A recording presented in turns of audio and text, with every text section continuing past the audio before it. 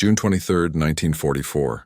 Mid-Atlantic Ocean, about 870 nautical miles west of the Cape Verde Islands.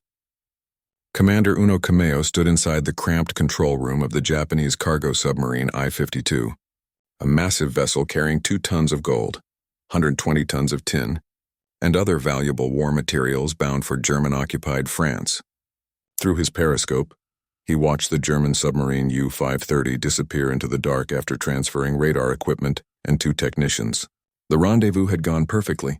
Soon, I-52 would surface for its night run toward Europe, cruising at 15 knots under a sky without stars.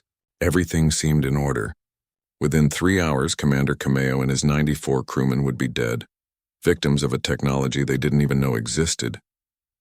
The sounds of their submarine breaking apart would be captured on magnetic wire recorders by American aircraft circling above, listening through floating sonar devices dropped into the sea.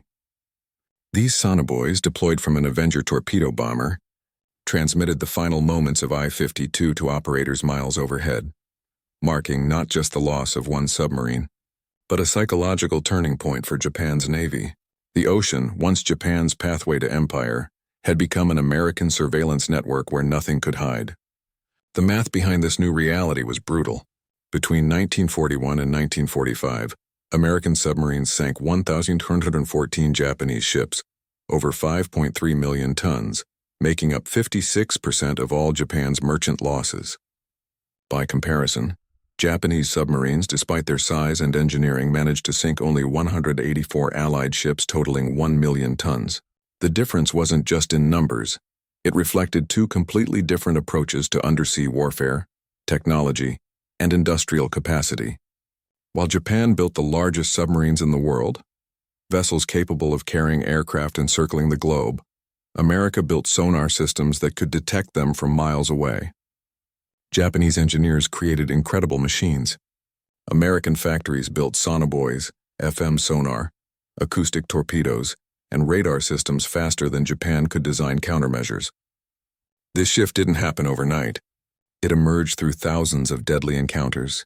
As Japanese crews slowly realized they were being hunted by invisible forces they couldn't understand and couldn't escape, destroyed by an industrial machine far beyond their imagination. Lieutenant Commander Nokio Nambu, who commanded the I-401, one of Japan's massive submarine aircraft carriers, later told American interrogators after his 1945 surrender that he knew Japan had lost not because of a battle, but from overhearing American radio traffic at sea. The calm efficiency, the endless supplies, and the sheer scale of U.S. operations across thousands of miles of ocean showed a level of capability Japan could never match. For many Japanese submariners, that same realization came through direct encounters, with weapons and sensors they didn't even know existed, encounters that left them shaken and defeated. Japan's submarine fleet that entered the war in December 1941 was among the best in the world. They had roughly 70 long-range submarines, many of revolutionary design. The I-400 class, the largest until the nuclear age of the 1960s, stretched 400 feet long and displaced nearly 5,900 tons submerged. Each could carry 3 Aichi M6A1 Siren floatplane bombers in a watertight hangar, launch them by catapult, and theoretically strike targets as far away as New York or the Panama Canal. They carried enough fuel to circle the globe 1.5 times, roughly 37,500 nautical miles at 14 knots. Their design was brilliant. Trim systems for silent drifting, demagnetization cables to evade mines, air search radar, and sonar-absorbing coatings. Smaller Japanese submarines like I-52 were equally advanced, capable of traveling 21,000 nautical miles while hauling critical materials between Japan and its allies. Fast attack types carried long-range torpedoes and impressive underwater endurance. Their crews were well-trained, disciplined, and confident. Many had years of experience. Commander Tatsunosuke Arizumi, one of Japan's top submarine tacticians, led skilled crews who practiced stealth operations and knew their boats inside and out. Their confidence was well-earned. Early in the war, Japanese submarines played vital roles, supporting the Pearl Harbor attack, scouting U.S. positions, and hunting Allied warships. Their doctrine focused on supporting the fleet, protecting carriers, conducting reconnaissance, and targeting enemy warships. Unlike American submarines, which prioritized commerce rating, Japan's subs were used tactically, not strategically, a mistake that would prove disastrous.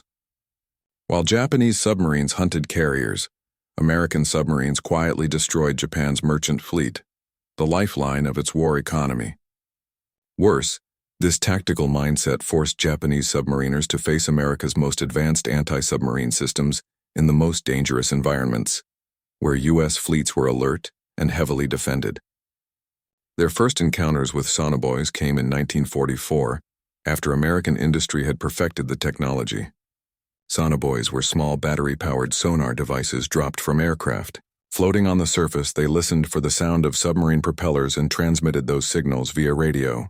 Originally developed by the British under the codename Hi, the Americans quickly adopted and refined the design. The impact was revolutionary. Before sonobuoys, aircraft had to see or detect a surface sub by radar. Once submerged, a sub was nearly invisible. Sonobuoys changed everything. Aircraft could now drop color-coded buoys, purple, orange, blue, red, and yellow, creating an underwater listening grid. Pilots could track submarines through the sound of their engines and movement, even deep below the waves. By late 1944, they were standard on every U.S. anti-submarine aircraft. For Commander Kameo and the crew of I-52, the first sign of danger came at 11:40 p.m. on June 23, 1944. Lieutenant Commander Jesse D. Taylor's Avenger torpedo bomber, launched from the escort carrier USS Bogue, detected I-52 on radar while she cruised on the surface. Taylor dropped flares, illuminating the massive submarine before attacking with depth bombs as I-52 crash-dived. The explosion shook the sea but missed. Moments later, Taylor released a purple sonobuoy. His radio operator soon heard the unmistakable thrum of propellers beneath the waves, the sound of I-52's final descent into darkness. Taylor continued tracking I-52 underwater, following her evasive maneuvers and predicting each move. Positioning his aircraft for the kill, he released a Mark 24 mine, codenamed Fido, an acoustic homing torpedo that locked onto the sub's propeller noise and chased it relentlessly until impact. The sonobuoys recorded everything, the explosion, the sounds of the hull twisting and tearing apart. Taylor's crew later described the noises as crackling and crunching, like a tin can being crushed. I-52 sank to the ocean floor, 17,000 feet below, carrying Commander Kameo, 94 crewmen, 14 passengers, and 2 German technicians to their deaths. The sonobuoy recordings still exist today in the U.S. National Archives, thin wire spools labeled Gordon Wire No. 1 and Gordon Wire 2, preserving the final sounds of a submarine, destroyed by technology its crew never understood. The sinking of I-52 demonstrated a capability that sent shockwaves through Japan's submarine force once the details spread through intelligence channels. American aircraft could now track submarines underwater. The implications were devastating. Every time a Japanese submarine dived to escape, it wasn't actually disappearing. It was hiding from sight but not from sound. It remained perfectly visible to the new acoustic sensors floating above. U.S. hunter-killer groups centered around escort carriers like USS Bogue combined radar, sonobuoys, and acoustic torpedoes into an integrated system that transformed anti-submarine warfare from random encounters into organized extermination. Bogue's task group alone sank 13 German and Japanese submarines between February 1943 and July 1945 using these tactics repeatedly. Soon, Japanese submarine crews began reporting strange, terrifying experiences. Aircraft would appear overhead with impossible precision. Depth charges would fall in perfect patterns even when the sub was hundreds of feet deep. Torpedoes seemed to chase them around corners guided by unseen forces. They were being hunted by weapons their own navy didn't possess, couldn't counter, and barely even understood. The psychological shock only deepened with Operation Barney in June 1945. When 9 American submarines equipped with FM sonar penetrated the Sea of Japan, through heavily mined straits that Japanese planners believed were impenetrable. The Sea of Japan was supposed to be Japan's final safe zone, protected by 4 dense lines of underwater mines across the Tsushima Strait. Japanese shipping moved freely there, believing no submarine could possibly get through, but FM sonar, developed specifically to detect underwater obstacles, changed everything. It emitted a distinctive ringing sound whenever it detected a mine, a sound U.S. submariners nicknamed Hell's Bells. The technology let them map minefields in real time, find open channels, and pass safely through barriers Japanese engineers thought would stop any underwater intruder. On June 4, 1945, the first three submarines, Sea Dog, Creval, and Spadefish, entered the Tsushima Strait submerged, their FM sonar painting electronic images of the minefields ahead. The eerie Hell's Bells chimed constantly as they threaded between mines spaced sometimes only 50 yards apart. After 20 tense hours underwater, all three boats emerged safely inside the Sea of Japan. Two more groups followed, and within days, 9 American submarines were operating freely in waters Japan considered completely secure. The results were devastating. Between June 9th and June 24, 1945, the 9 submarines sank 28 Japanese ships totaling 5,486 tons, including 1 submarine and a destroyer. They operated without challenge, surfacing at night to recharge batteries and diving by day to attack ships that thought themselves untouchable. Japanese Naval Command was stunned. Intelligence reports poured in describing American submarines striking inside supposedly safe waters. Survivors spoke of U.S. submarines attacking freely, escaping effortlessly. The psychological blow was enormous. If American submarines could breach Japan's most protected zones and navigate minefields that had taken years to construct, then nowhere was safe. The ocean itself had become enemy territory. Japanese submarine commanders understood instantly what it meant. They were being hunted by a force with technology and production power Japan could never rival. Every mission became a test of endurance rather than a chance for success. And the technological gap went far beyond sonar. American submarines carried radar sets that could detect surface ships at over 20 miles in good conditions. Japanese submarines didn't receive radar until mid-1944, and even then only in small numbers, with equipment far inferior to American models. This meant U.S. submarines could locate Japanese vessels long before being detected in return, track them from beyond visual range, and position perfectly for attack. American forces also benefited from ultra-intelligence, the Allied code-breaking effort that decrypted Japanese naval communications. U.S. commanders often knew Japanese submarine schedules, patrol zones, and supply routes before the submarines even received their own orders. Combined with radar and sonar superiority, it meant Japanese submarines were effectively operating in an ocean where the enemy already knew where they were going, and what tools could track them there. Lieutenant Commander Nokio Nambu, the same officer who commanded the I-401, later told American interrogators it felt like being constantly watched, always tracked, never safe, even in the empty Pacific. That fear wasn't paranoia. It was reality. The scale of industrial disparity was staggering. Japan struggled to maintain 70 operational submarines through most of the war, while the United States built 314 between 1941 and 1945. Replacing losses faster than combat could cause them. American shipyards like Mare Island in California, Electric Boat in Connecticut, and Portsmouth in New Hampshire worked around the clock, launching new submarines at a pace Japanese industry couldn't imagine.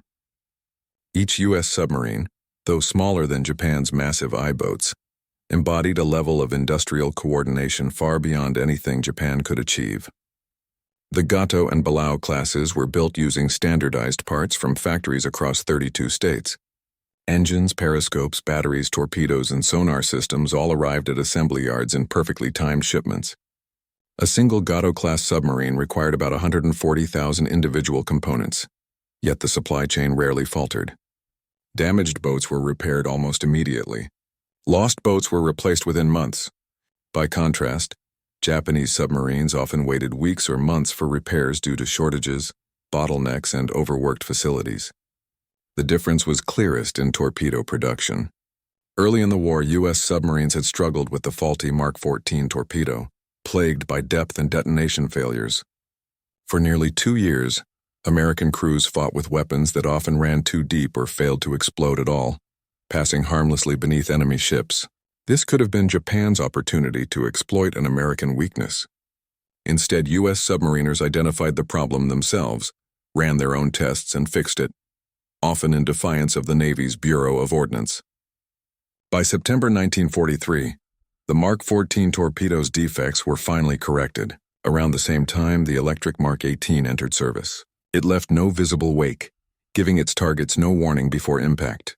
Then came the Mark 24 mine, actually an acoustic homing torpedo codenamed Fido. Dropped from aircraft, it could autonomously home in on submarine propeller noise until detonation. Japan never produced anything comparable. Their torpedoes were reliable, but lacked innovation, and their industry couldn't manufacture them in numbers even close to American output. American submarines typically carried 24 torpedoes per patrol and fired them freely, confident that resupply was never an issue. Japanese subs carried fewer and were forced to conserve ammunition due to shortages. Over time, these differences added up to something far greater than individual engagements. They created a mathematical inevitability. Japanese submariners slowly realized that no matter how skillfully they fought, they were up against an industrial and technological system designed to overwhelm them. Each patrol, each skirmish, and every narrow escape reinforced the same truth. The ocean now belonged to America. By 1944, at the peak of the campaign, U.S. submarines were sinking an average of 1 Japanese ship per day. That year alone, 492 Japanese merchant vessels, totaling 2,387,580 tons, were sent to the bottom. Japan couldn't replace ships fast enough. Its merchant fleet, roughly 6 million tons in 1941, had dwindled to just 2 million by August 1945, with only about 320,000 tons still seaworthy. The loss of shipping was more than a naval problem. It was the slow strangulation of Japan's entire war economy. Rice from Southeast Asia no longer reached Japanese cities. Oil from the Dutch East Indies never arrived at refineries. Rubber, tin, tungsten, all trapped in territories cut off by U.S. submarines patrolling every sea lane. By 1945, American boats often struggled to find targets large enough to justify firing torpedoes. The Japanese merchant marine had been annihilated. The few ships left hugged coastlines, hid in narrow channels, or stayed in port afraid to move. After the war, Japanese cabinet ministers told the Diet that the loss of shipping was the single greatest cause of defeat, acknowledging that American submarines had done more to bring Japan down than any other weapon system. For surviving Japanese submariners, the revelations were crushing. Captain Tatsunosuke Ariazumi, architect of the I-400 program and one of Japan's most experienced submarine officers, committed suicide aboard I-401 rather than face surrender. He understood what many officers now knew. Japan had challenged an industrial giant whose technology was beyond anything they had imagined. When the massive submarine aircraft carriers I-401 and I-400 surrendered in August 1945, American sailors were stunned by their size. They were longer than U.S. destroyers, displaced more tonnage than any American submarine, and featured designs that seemed years ahead of their time. Yet, operationally, they had achieved nothing. Neither had fired a torpedo in combat. Planned missions, such as attacks on Ulithi Atoll or the Panama Canal, were canceled when the war ended. These impressive machines, products of extraordinary engineering and scarce wartime resources, ultimately contributed nothing because American technology had made their missions impossible. They couldn't reach targets undetected. They couldn't survive in U.S.-controlled waters. They couldn't outlast hunter-killer groups, radar, sonobuoys, or acoustic torpedoes. American anti-submarine warfare had simply rendered them obsolete before they ever fired a shot. When U.S. engineers examined the captured submarines, they found a blend of brilliance and vulnerability. The designs were innovative, but the hulls weren't as strong as their German or American counterparts, limiting safe diving depths. Their large size made them loud and easy to detect on sonar. Most lacked radar until very late in the war. None had FM sonar for detecting mines. Their anti-aircraft defenses were weak against the swarms of American planes that hunted them. And most importantly, Japanese submarines lacked the integrated fire control systems that gave American boats their deadly precision.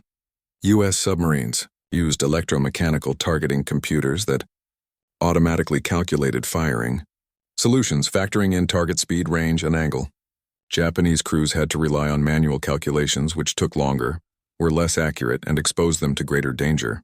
The gap wasn't subtle, it was absolute, affecting every stage of combat. The human cost was horrific. Japan lost 130 submarines during the war, about twice the percentage of losses suffered by the U.S. Navy. Of the roughly 70 boats Japan had at the start of the war, plus those built later. Nearly all were destroyed by American forces using sonar, radar, aircraft, and depth charges. More than 10,000 Japanese submariners were killed, a casualty rate exceeding 70%. What had once been seen as an elite and honorable service became, by 1945, a near-certain death sentence. Young men assigned to submarine duty understood they likely wouldn't return. Families grieved even as their sons left for training, knowing the odds. By the war's end, Japan's submarine force was shattered. Its confidence broken, its technology outdated, its mission hopeless. The psychological journey of these submariners mirrored that of captured German POWs, though experienced from the opposite side of the ocean. German prisoners witnessed America's abundance firsthand.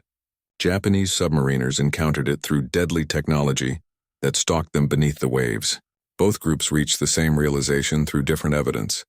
Japan and Germany had waged war against nations whose industrial and technological power was simply beyond reach. When Japanese submariners finally surrendered in August 1945, the truth became undeniable. Many were brought aboard American submarines and shown technology they'd never imagined. They toured U.S. naval bases and saw production lines that explained why American forces never ran out of anything. They handled sonobuoys, the devices that had hunted their comrades, and examined FM sonar that had guided American submarines through minefields. They studied radar systems that gave Americans eyes over the horizon, and acoustic torpedoes that had stalked them underwater. Lieutenant Commander Nokio Nambu, surrendering aboard I-401, was later brought aboard USS Segundo and given a tour by Lieutenant Commander Stephen L. Johnson. Nambu examined Segundo's radar, sonar, fire control computer, and torpedo loading systems. Everything was more advanced than Japan's, and more importantly, everything worked. Nothing broke down. Every system performed as designed. American submariners operated with calm confidence, backed by reliable equipment and an endless supply chain. Johnson's crew had completed 9 combat patrols, sunk Japanese ships, and fully expected to survive the war. Their Japanese counterparts never had that luxury. For them, every patrol had been a countdown to an inevitable end. They operated knowing American technology could find them, track them, and kill them. The psychological weight of that knowledge was immense. Lieutenant Commander Nambu later told interrogators that the moment he realized Japan had truly lost the war wasn't after hearing about Hiroshima or Nagasaki. It was months earlier, when he intercepted American radio traffic. The calm, efficient way U.S. forces coordinated operations across thousands of miles of ocean revealed a level of organization and technological mastery Japan couldn't even approach. The scale, the resources, the sophistication, all of it made defeat feel inevitable. In the months following Japan's surrender, the evidence of American superiority only grew clearer.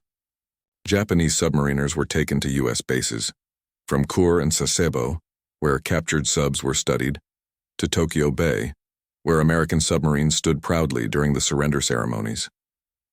Vice Admiral Charles A. Lockwood, commander of the U.S. submarine force in the Pacific, made sure his flag flew aboard the captured I-400 and I-401 during the ceremony on September 2, 1945, aboard the USS Missouri. The message was unmistakable. American submarines had triumphed through technology and industrial power. When the I-400 and I-401 were later brought to Hawaii for study, Japanese crew members accompanied American engineers as technical advisors. They watched in silence as the Americans methodically disassembled their prized vessels, photographing, measuring, and documenting every component. The U.S. engineers respected the craftsmanship but weren't intimidated. They knew they hadn't won through better seamanship, but through superior machines backed by overwhelming industrial capacity. The final, almost poetic blow came in mid-1946, when the captured Japanese submarines, including the I-400 and I-401, were deliberately sunk off Hawaii as target practice. The decision came partly to prevent the Soviets from studying the technology. But to Japanese submariners, the symbolism was devastating. Their most advanced warships, designed to launch aircraft across the Pacific and strike American cities, were now obsolete relics, casually destroyed by a navy that no longer needed to learn from them. America had already moved beyond. The ocean had never truly belonged to Japan. It had only taken time for America's industrial and technological might to make that clear. After the war, the surviving Japanese submariners carried those lessons home. Many wrote memoirs describing their shock at American capabilities. Others lectured Japan's new self-defense forces about the absolute importance of technological parity in modern warfare. Veteran associations formed through the 1950s and 1960s focused on understanding how Japan's once proud submarine fleet had achieved so little despite impressive designs. Their conclusions were unanimous. It wasn't a lack of bravery or skill. It was technology, industry, and strategy that doomed them from the start. During Japan's post-war recovery, those lessons became part of the national mindset. The economic miracle of the 1950s and 1960s was built on an obsession with quality, precision, and innovation. The massive I-400 submarines had been spectacular but impractical. Post-war Japan focused instead on reliability and systems that worked seamlessly. Companies like Sony, Toyota, and Honda embodied this shift. Former naval officers, including submarine veterans, joined these industries and helped shape Japan's new identity, one rooted in technological excellence, continuous improvement, and smart integration. By the 1960s and 1970s, Japan's maritime self-defense force began incorporating American technology directly. Japanese submariners trained alongside U.S. crews, learned American tactics, used American sonar systems, and operated vessels built with U.S. collaboration. Former enemies had become allies, united by a shared understanding that in modern warfare, success depended on technology and industrial power. For those who had survived the war, it confirmed what they already knew. Japan could no longer afford to lag behind. By the 1980s, Japan's submarines ranked among the world's finest, quiet, advanced, and efficient, direct descendants of lessons learned through painful defeat. The same men once hunted by American sonar now helped design systems just as sophisticated. The story had come full circle. The destruction of Japan's I-52, recorded on American sonar in 1944, still stands as a powerful symbol of that transformation. Decades later, analysis by Johns Hopkins University confirmed that the sub was destroyed by acoustic homing torpedoes, guided by sounds from sonobuoys, technology Japan never equaled during the war. Those same technologies, sonar, radar, homing torpedoes, became the backbone of modern naval warfare. Ultimately, the story of Japan's submarine force isn't just about defeat, it's about evolution. Courage and skill could only go so far when faced with superior technology backed by massive industry. The submariners who once sailed with pride came to understand that their downfall wasn't due to incompetence, but imbalance. Like their German counterparts, they had witnessed a level of American capability they couldn't match or deny. And when the war ended, they carried that knowledge home, turning the pain of defeat into the foundation of Japan's post-war rise. Both Japan and Germany shaped their post-war reconstruction around a hard truth. Victory depended on matching American capabilities, not just admiring or resenting them. The ocean that Japanese submariners once patrolled with confidence had become an American domain, ruled by technology and industry. Sonobuoys floated on the surface, transmitting sounds from deep below. Radar swept the horizon far beyond human sight. Acoustic torpedoes hunted submarines on their own. Hunter-killer groups coordinated aircraft and ships into integrated strike systems that methodically wiped out enemy submarines. By mid-1945, the transformation was complete. Japanese submarines had nowhere left to hide, no safe harbors, no hope of survival. When 9 American submarines from Operation Barney surfaced from the Sea of Japan through the La Perouse Strait in late June 1945, after sinking 28 Japanese ships in waters once considered untouchable, Japan's psychological defeat at sea was absolute. If American submarines could pierce the most heavily defended waters, even through minefields, then Japanese naval supremacy was finished. The ocean now belonged to those who mastered technology. Japanese submariners understood this lesson on a deeply personal level. They had been hunted, tracked, and destroyed by weapons they couldn't see or counter. The few who survived carried the grim realization that Japan's defeat was inevitable once America's industrial and technological strength reached full force. The ocean had never truly been Japan's. It had only taken time for reality to surface. American sonar, radar, acoustic torpedoes, and industrial might had revolutionized undersea warfare. No matter how skilled or courageous the Japanese crews were, They fought in an environment dominated by an enemy with overwhelming technological advantages. This realization came slowly, through close calls, lost comrades, and reports from other submarines. But by 1945, every surviving sailor knew the ocean no longer belonged to them. It belonged to the nation that built the technology to control it. America didn't win the undersea war through better seamanship, but through science, engineering, and industrial power. That legacy endures today. Sonar remains vital to submarine operations.